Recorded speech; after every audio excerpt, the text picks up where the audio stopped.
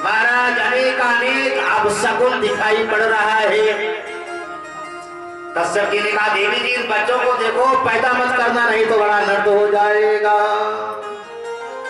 अरे महाराज धीरे धीरे 100 साल बीत गया हो। दीदी के गर्भ में 100 साल तक दोनों बच्चे पड़े रहे। 100 वर्ष बीत गया, 100 साल बीत गया महाराज, लेकिन जन्म नहीं दिया। कश्यप जी एक बार बहुत प्रसन्न मुद्रा में थे। दीदी से कहा दीदी 100 वर्ष हो गया, इन बच्चों को कब पैदा करोगे, इनका जन्म दीजिए। लेकिन दीदी जी जो है बिल्कुल डर गई है, भयभीत है। दीदी देवी उतरी करही नहीं प्रसव सुतन को, कि दीदी रानी उतरी करे नहीं प्रसव सुतन के।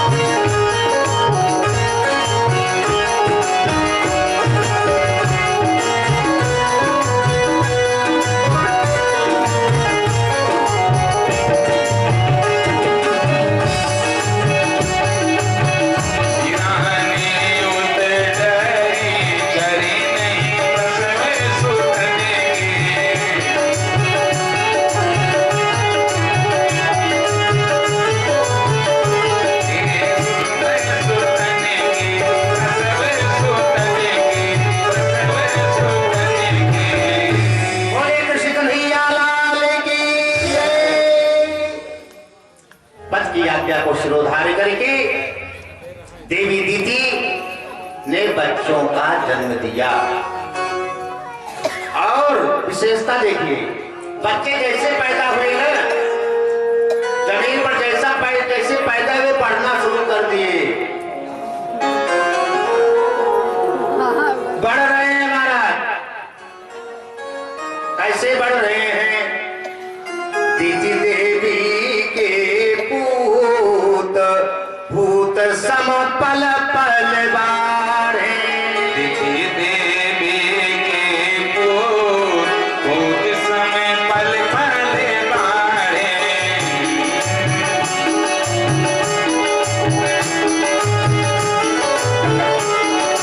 दिखी देवी के पूत समय पल पल बाढ़े।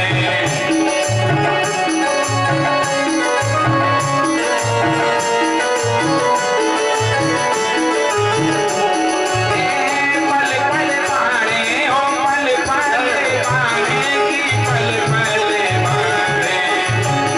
रानी के पूत समय पल पल बाढ़े।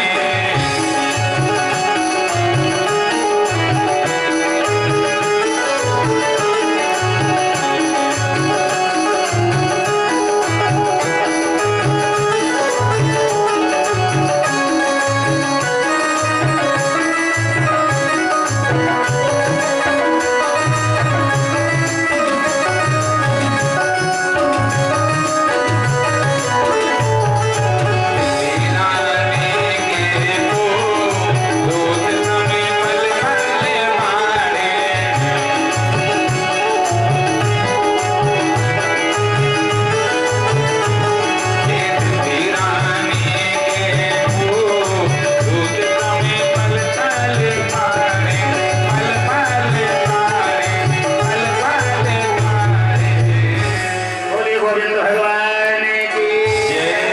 महाराज इतने बड़े हो गए कि मानो आकाश का स्पर्श करने लगे। महाराज सिर पे छूयो स्वर्ग हों जब दो उठाड़े।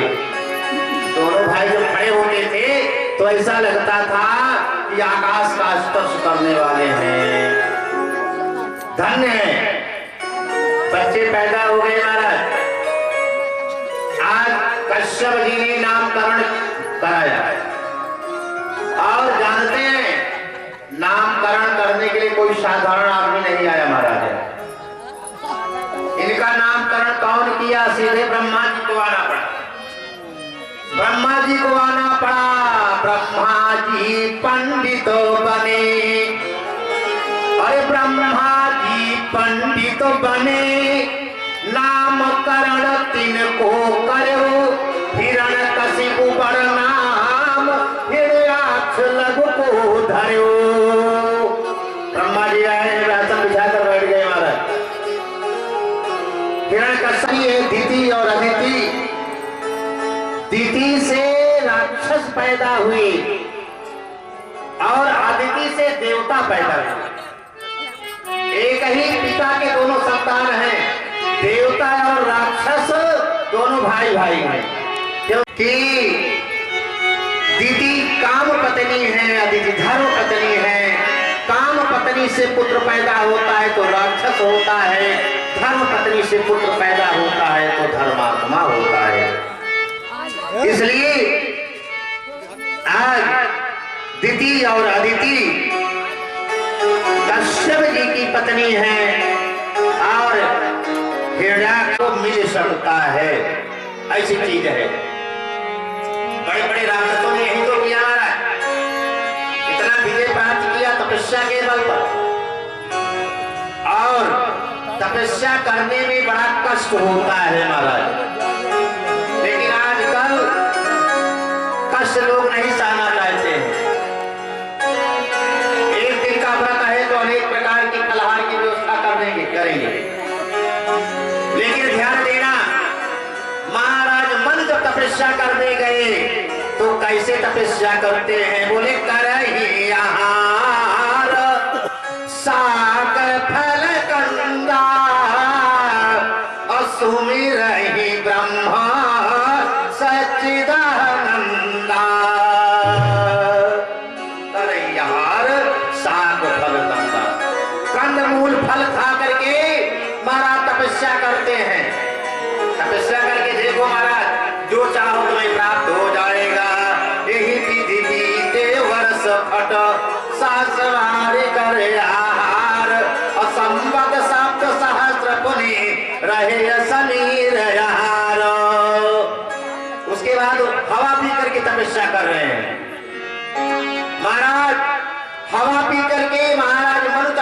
कर रहे हैं। बरस सहस्र दस त्यागे सो ठाड़े रहे एक पद दो। एक पैर पर खड़े होकर मारा तपस्या किया। जानते हैं तपस्या का प्रभाव क्या हुआ? इतना तपस्या किया महाराज मनु ने कि ब्रह्मा विष्णु महेश को आना पड़ा। केवल भगवान विष्णु ही नहीं आए, बोले फिर कौन आया? कहा ब्रह्मा विष्णु महेश उनके पास आते हैं। अब एक बार नहीं आए, कई बार आते हैं, रोकते हैं, बेटा तपस्या बंद करो। विधि हरिहर तब देखी अपारा मनु समीप आए बहुबारा। मनु समीप, बोले मनु समीप आए बहुबारा। मनु समीप आए बहुबारा। विधि हरिहर तब देखी अपारा। महाराज एक बार नहीं कई बार आए, कहा बेटा तपस्या बंद करो, वो तपस्या में शक्ति है। कर्दम जी महाराज तपस्या करने के लिए आए हैं, बिंदु सरोवर पर आज बैठे हैं। बहुत दिन हो गया तपस्या करते करते। कब तक? भगवान का प्रकट हुआ, भगवान प्रकट हुए। भगवान जब प्रकट हुए तब उस समय महाराज भगवान कहते हैं प्रजा सुनेति भगवान कर्दमो ब्राह्मणोचिता सरस्वतम तपस्ते सहस्राणि समादसो। भागवत का इतना सुंदर वर्णन करते हैं कि सरस्वत्याम तपस्ते कितने दिन तक तपस्या किया? सहस्राणाम समादसो, 10,000 वर्ष तक हो। आज कर्दम जी ने 10,000 वर्ष तक तपस्या की, और जब 10,000 वर्ष बीत गया तो भगवान प्रकट हो गए। अरे इतने दिन तपस्या करेंगे महाराज, शरीर में कुछ रहा नहीं जाएगा। भगवान जब गए वहां खड़े हुए तो भगवान कहते समाधि क्रिया योगेन कर्दम, क्रिया योगेन कर्दम। हे कर्दम, तुमने समाधि के द्वारा बड़ी सुंदर तपस्या किया है, इसलिए संप्रेदे हरि भक्त्या प्रपन्ने वरदा शुभम। वरदान मांगो, क्या चाहते हो, क्या इच्छा है? हे भक्तराज वरदान मांगो। भगवान बार बार कहते हैं वरदान मांगो। तब कर्दम जी ने देखा सामने भगवान खड़े हैं। हे प्रभु, हमको कहने की आवश्यकता नहीं है, आप तो अंतर्यामी हैं, सो तुम जानो अंतर्यामी। हे मेरे नारायण, आप अंतर्यामी हैं, आप तो मेरे मन की बात जानते हैं, आप तो मेरे अंतःकरण की बात जानते हैं, इसलिए अब हमको बताने की आवश्यकता नहीं। भगवान बड़े जोर से हंस पड़े हो। भगवान ने कहा कर्दम, तुम्हारी इच्छा है विवाह करने के लिए, मैं जान रहा हूँ। कर्दम जी ने हाथ जोड़ा, प्रभु बात तो ठीक कहते हैं, हे मेरे नारायण, मेरे ही समान रूपशील वाली कन्या का विवाह मेरे साथ हो जाता तो बढ़िया रहता। महाराज देखिए, जो कर्दम विवाह नहीं किए ब्रह्मा के कहने पर, आज वही कर्दम ऋषि, भगवान की क्या लीला है, कहां से कहां तक भगवान की कृपा होती है तो लोग पहुंच जाते हैं। वही कर्दम 10,000 वर्ष तपस्या करने के बाद यही वरदान मांगते हैं कि हमें विवाह करना है। भगवान ने कहा तथास्तु। सुनिए हे कर्दम, सुन लो। देखिए महाराज मनु शत्रुपा के एक कन्या बची है विवाह करने के लिए, उसका नाम देवहूति है। हमारे जाने के बाद महाराज मनु और शत्रुपा विमान पर बैठ करके अपनी कन्या को लेकर के आएंगे और तुम्हारे साथ विवाह करके चले जाएंगे। भगवान ने वरदान दे दिया, और जब वरदान दे दिया तो उस समय महाराज कर्दम जी प्रसन्न हो गए और भगवान का गुणगान करते हैं। श्री कृष्ण गोविंद हरे मुरारी हे नारायण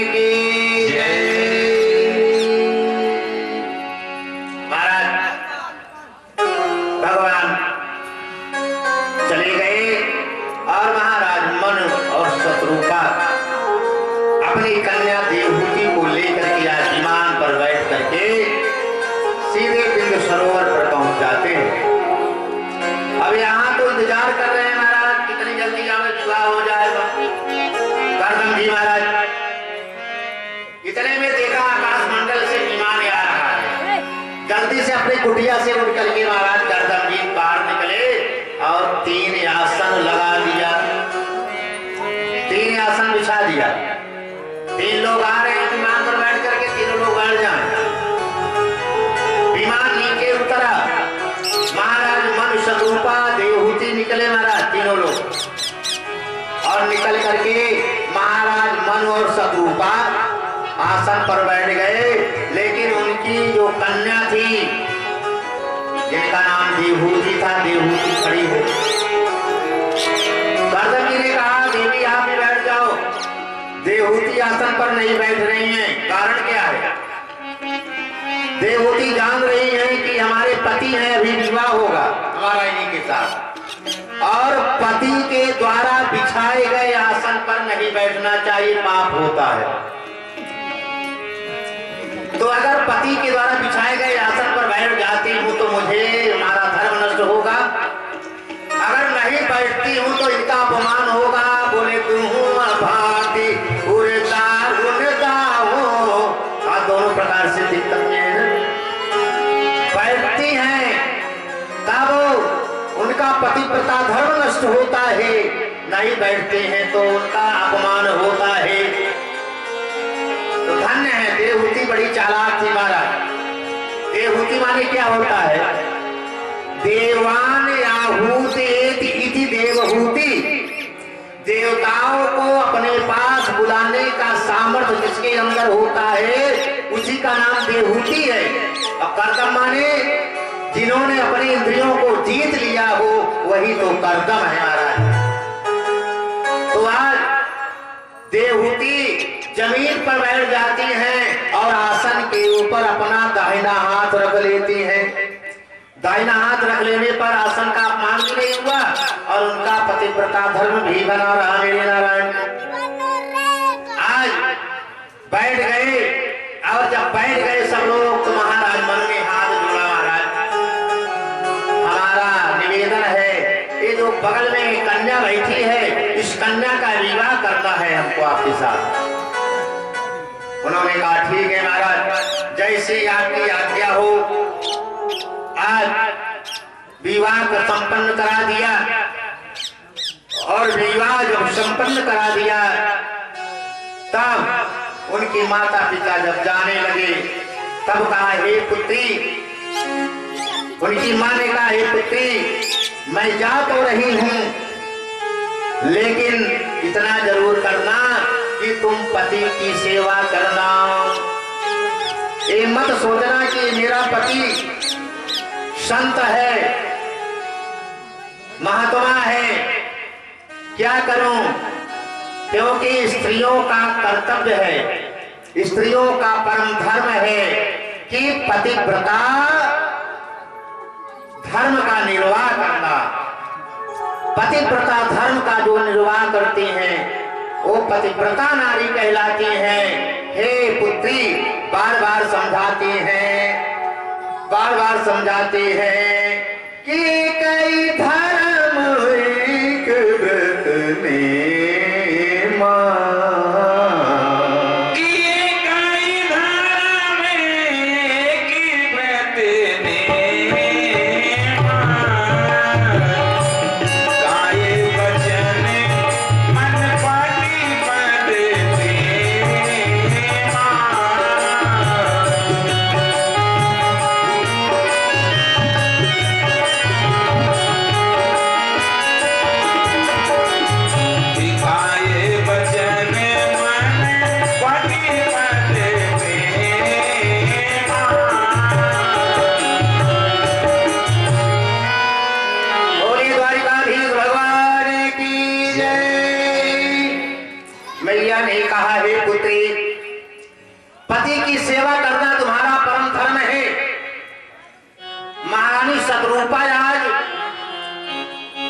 बताती हैं कि जो नारियों के 4 लक्षण होते हैं उन चारों लक्षणों का वर्णन देवहूति के सामने वर्णन करते हैं।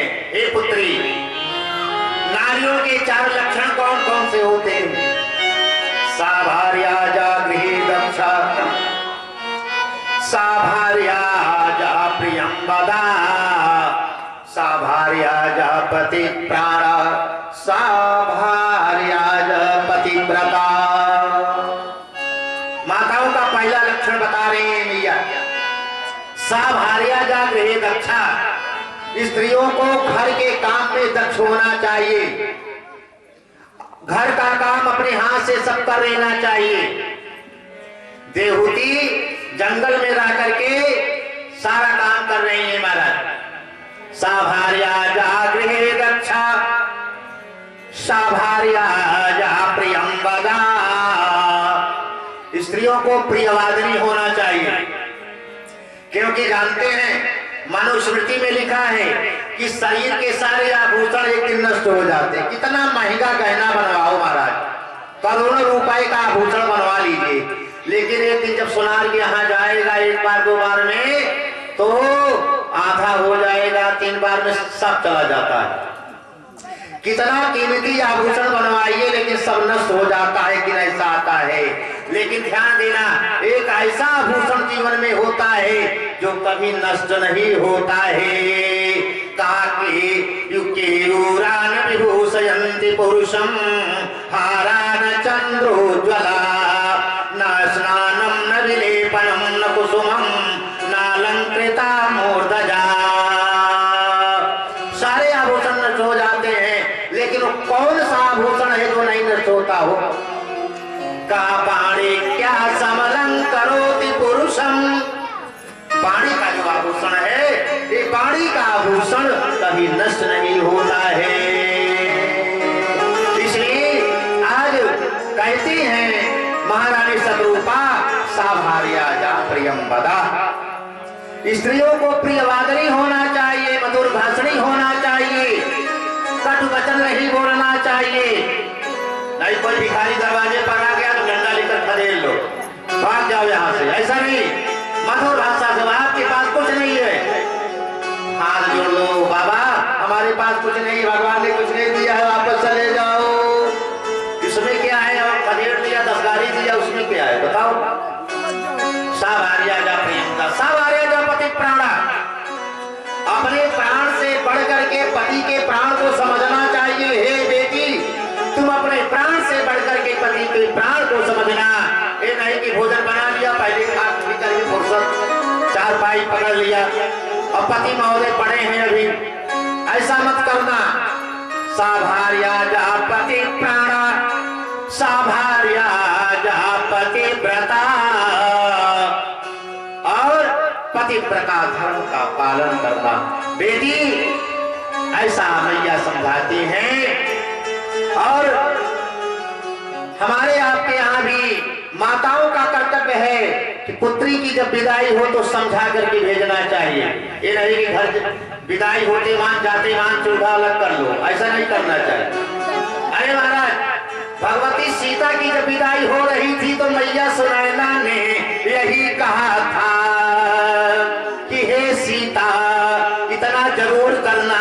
कहा कितना? कहा कि प्रातः काल उठ जाना। अरे भोर होते उठ जई हो सीता। हे सीता इतना जरूर करना। कहा कितना? अरे कहा भोर होते उठ जई हो सीता। सासु कशीस झुकई हो और सास ससुर गुरु पूजा करी हो। अरे सास ससुर गुरु पूजा करी हो और जग में सुयस कमई हो। तभी मैया सीता ने बहुत सेवा किया था।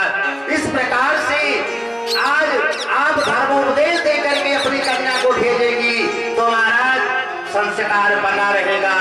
मेरे नारायण, संस्कार बिगड़ जाता है तो जीवन बिगड़ जाता है, संस्कार बन जाता है तो जीवन बन जाता है। जानते हैं संस्कार कैसे बनता है? पहले के लोग शिक्षा देते थे, अब तो बड़ा गड़बड़ हो गया है महाराज। पहले के लोग शिक्षा देते थे बच्चों को, छोटे छोटे बच्चे रहते थे, जो बूढ़े लोग जो शिक्षा देते थे, बेटा दूध पियो कसरत करो।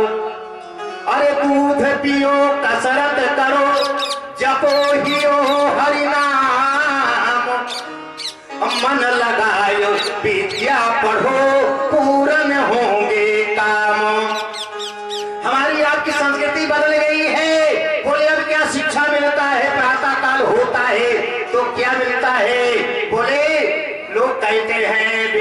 चाय पियो लेते रहो। सुबह हुआ कि बिट्टी आ गई महाराज। चाय पियो लेते रहो, नित्य सिनेमा काम, मन लगाए विद्या पढ़ो, पूर्ण होंगे काम। अरे ऐसा नहीं करना चाहिए, संस्कृति बिगड़ गई। जो माताएं हैं ना, माता प्रथमो गुरु, माताएं जो है बच्चों की पहली गुरु हैं। अगर इनको जैसे शिक्षा दिया जाएगा, बच्चों को अच्छा शिक्षा दिया जाएगा तो अच्छे मार्ग पर बच्चे चलेंगे। गड़बड़ शिक्षा देंगे हम आप तो गड़बड़ मार्ग को ये लोग पकड़ करके चलेंगे मेरे नारायण। इसलिए सीखना चाहिए। हम आप सत्संग में बैठते हैं, सत्संग का लाभ लेना चाहिए। आज हनुमान जी जब पैदा हुए, 1 मिनट का समय लेंगे। हनुमान जी जब पैदा हुए तो माता जना ने क्या किया? अरे कहा वो तो सेज पे पौड़ी और लिए सूता गोद में। माता जना क्या करती थी? अरे कहा वो तो हनुमान जी को गोद में लेती थी ना, जब दूध पिलाती थी तो क्या करती थी? तो कहा वो तो सेजा पे पौड़ी लिए सूत गोद में और राम कथा कही दूध पियावा। तो अंजना मैया जब हनुमान जी को दूध पिलाती थी तब राम कथा कही दूध पियावा। तो लेकिन मेरे नारायण आज की संस्कृति बदल गई है। आजकल की माताएं क्या करती हैं? अरे कहा वो तो सेजा पे पौड़ी लिए सूत गोद में और टीवी दिखाई के दूध पियावत। अच्छा बताओ, संस्कृति बनेगी कि बिगड़ेगी? संस्कृति बिगड़ रही है हमारी आपकी। इसलिए हमारा आपका कर्तव्य है कि अपने बच्चों को, अपनी कन्याओं को, अपनी बहुओं को अच्छा अच्छा शिक्षा हम आप देंगे तो निश्चय ही उनका कल्याण हो जाएगा। आज भगवती, आज महारानी सतरूपा अपनी कन्या देवहूति को शिक्षा दे रही है। बिटिया, हमेशा पति की सेवा करना और दूजा कोई काम नहीं है। पति की सेवा करना, घर का काम काज करना का ठीक है भैया। आज बहुत सी शिक्षा को दे करके, दहेज सामग्री को देख करके आज महाराज मन शत्रुपा विमान पर आरूढ़ होकर के अपने राजभवन को चले जाते हैं। भागवत काल से भागवत महापुराण में लिखते हैं कि पितृभ्याम प्रस्थिते साध्वी पति में को विदा नित्यम परिचरा प्रीत्या भवानी भवम प्रभु। पितृभ्याम प्रस्थिते साध्वी, वह जो साध्वी है, वह जो देवहूति है, देवहूति अपने माता पिता के चले जाने पर महाराज पत्नी गीत को विदा, पति की सेवा में लग गई और इतना सेवा किया महाराज, इतना सेवा किया कि पति देवता प्रसन्न हो गए। और पति देवता प्रसन्न होकर के कहते, हे देवी, मैं तुम्हारी सेवा से प्रसन्न हूँ, इसलिए तुमको मैं आज दिव्य दृष्टि प्रदान कर रहा हूँ। आज कर्दम जी ने अपनी पत्नी देवहूति को दिव्य दृष्टि प्रदान किया महाराज। कर्दम जी कहते हैं, तुष्टो अहमत्य तव मान अभिमान दाया शुश्रूषया परमया परया च भक्त्या आयो देहि नामद्यतीव सुखस्य देहो नावेक्षिता समचिता क्षपितुं मदर्थे।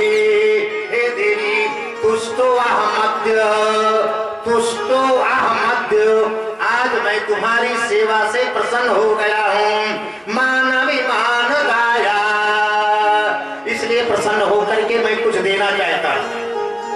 क्या देना चाहते हैं? कायो देहि नामद्यतीव, कहा कि मैं तुम्हें दिव्य दृष्टि प्रदान करने चल रहा हूँ।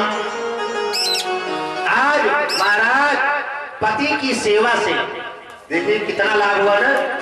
पति की इतना सेवा किया, पति की सेवा करने से महाराज आज उनको दिव्य दृष्टि प्रदान हो गई, वही दिव्य दृष्टि प्रदान हो गई जो दिव्य दृष्टि देवताओं के पास रहती है। हमको आपको दिव्य दृष्टि प्राप्त हो जाए तो उसकी विशेषता यह है कि आप एक जगह बैठे रहेंगे, सारे संसार को एक दृष्टि से देखेंगे। ये है दिव्य दृष्टि। और एक बार जीवन में हमारे आपके बीच में दिव्य दृष्टि प्रदान होती है। कब? जब व्यक्ति मरणासन अवस्था को प्राप्त होता है। कंठा गुरगुरायते, कंठ जब गुरगुराने लगते हैं, प्राण नाम निकलने को होने लगते हैं, कहते हैं बाका बंद हुई है, बोल नहीं पा रहे, उसी समय भगवान की दृष्टि प्रदान कर देते हैं हर व्यक्ति को। और जब दृष्टि प्रदान कर देते हैं तो उस समय सबको देख लेता है एक दृष्टि से मैंने नारायण। इसलिए कहा आज मैं तुम्हें दिव्य दृष्टि प्रदान कर रहा हूं, दिव्य दृष्टि प्रदान करो। इसलिए अगर पति की सेवा माताएं करेंगी तो बड़ा लाभ हो। पति की सेवा के प्रभाव से ही माता अनुसुईया ने क्या किया? ब्रह्मा विष्णु महेश को महाराज छोटा छोटा बालक बना दिया। क्योंकि माताएं गाती हैं, कैसे गाती हैं? माता अनुसुईया ने डाल दिया पालना, तीन लोग भूल रहे बन करके लालना। अरे माता अनुसुईया ने डाल दिया पालना, तीन लोग झूल रहे बन करके लालना।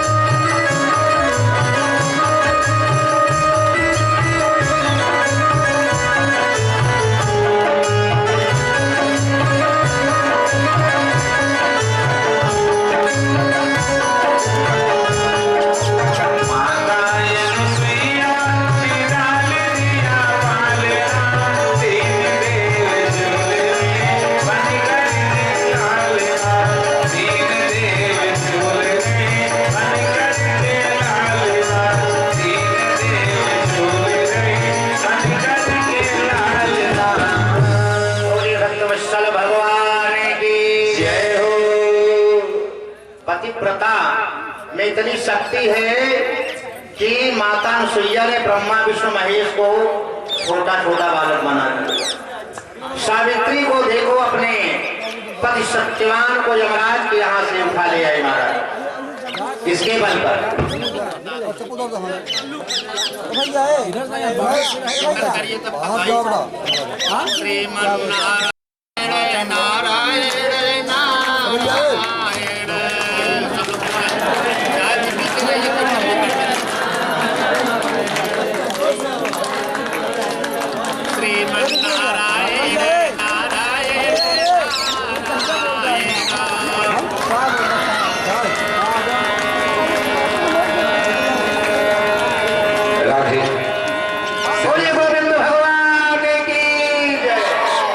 जिस देश में,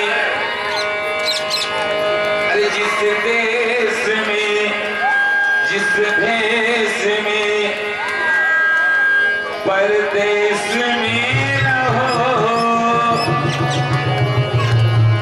कि जिस देश में, जिस भेष में, परदेश में रहो,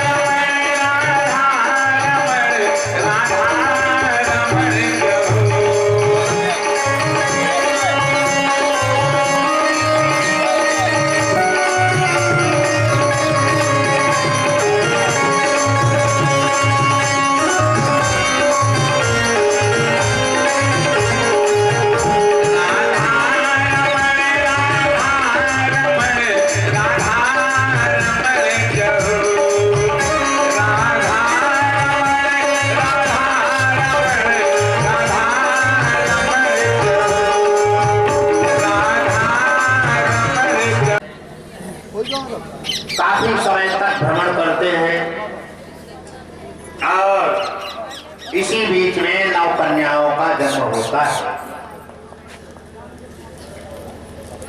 नौ कन्याओं का जन्म हुआ।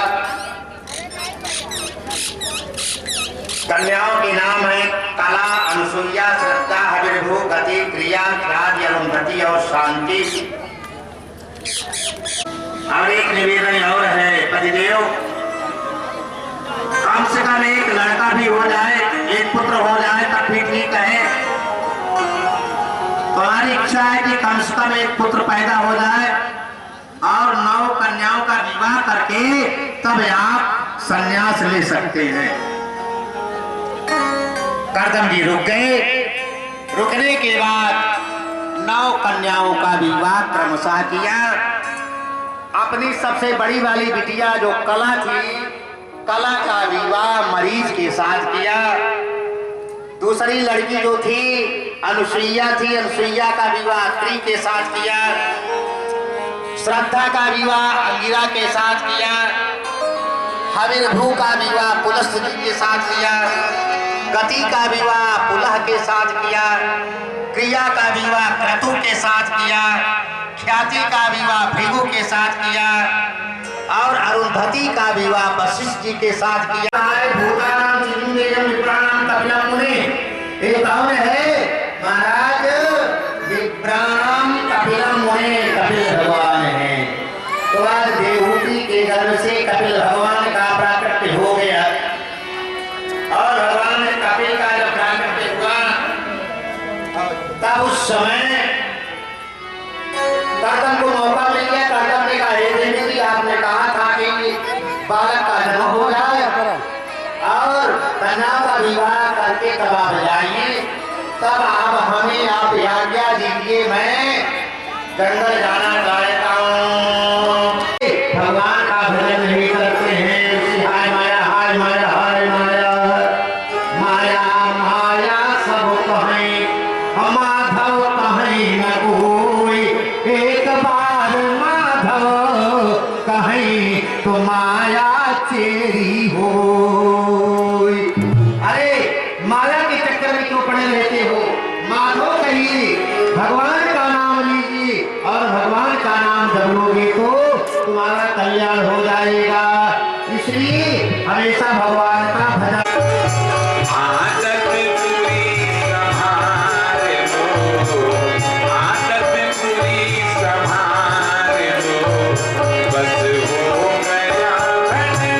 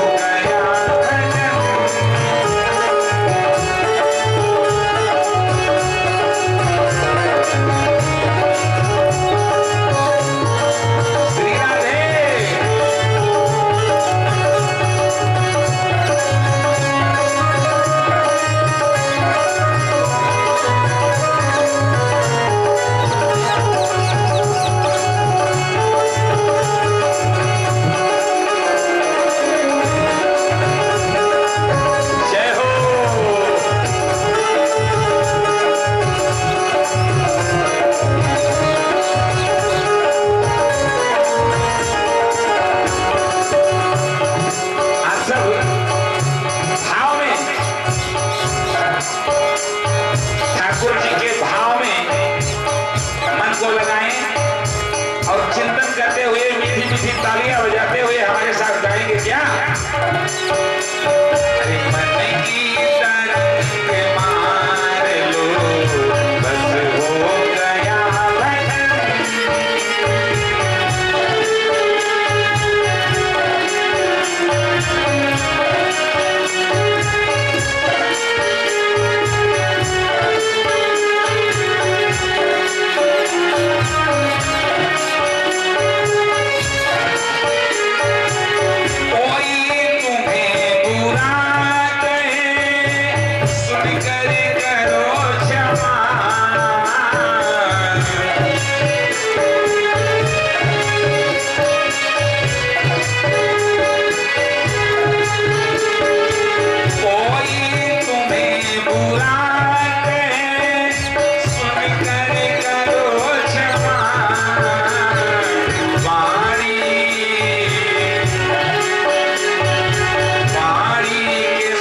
संभाल लो, बस हो गया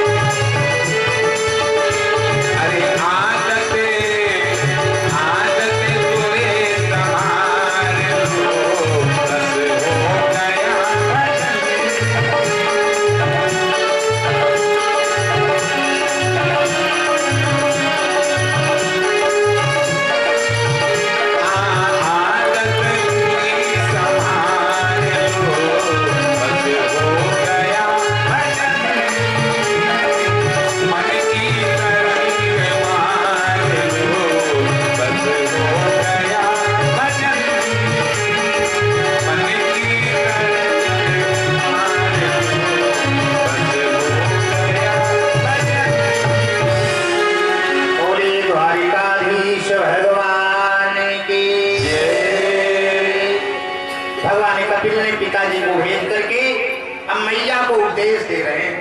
माँ, ये जो माया के चक्कर में पड़ी हो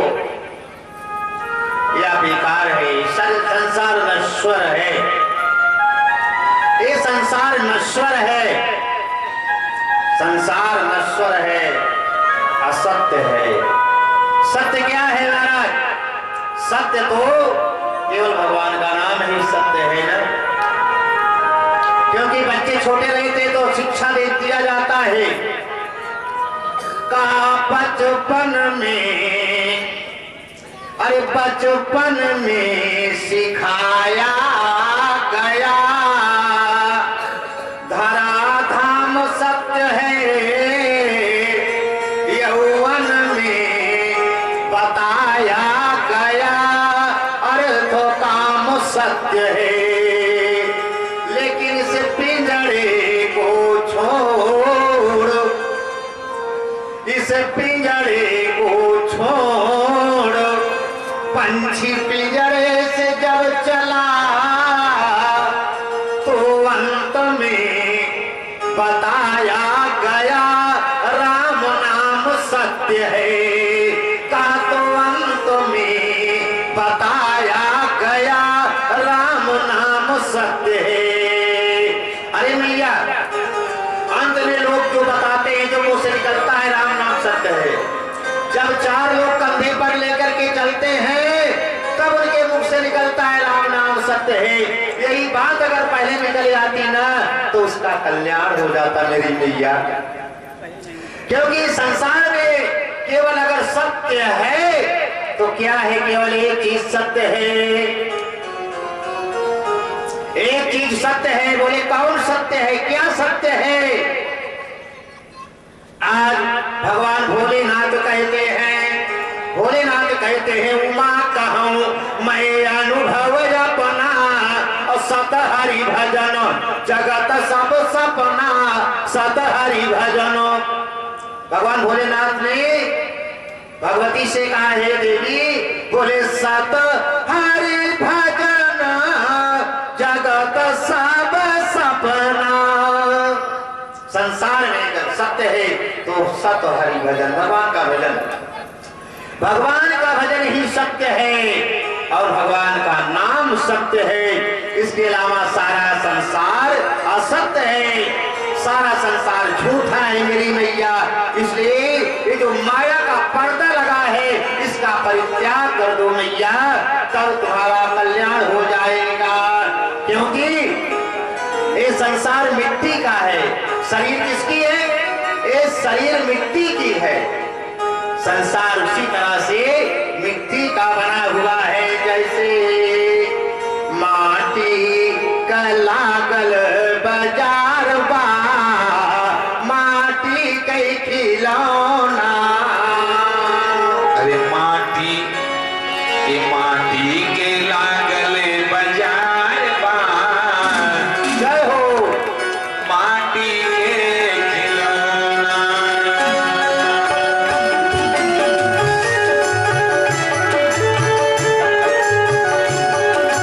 माटी के लागल बाजार बा, माटी के खिलौना।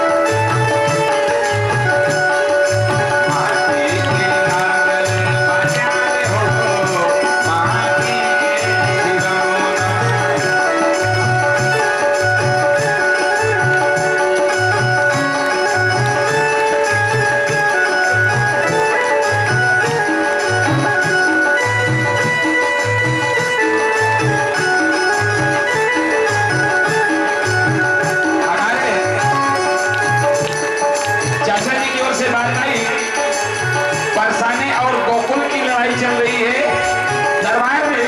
अब देखना है बरसाना जीतता है कि गोकुल। अरे माटी के लागले बाजार हो, माटी के खिलौना।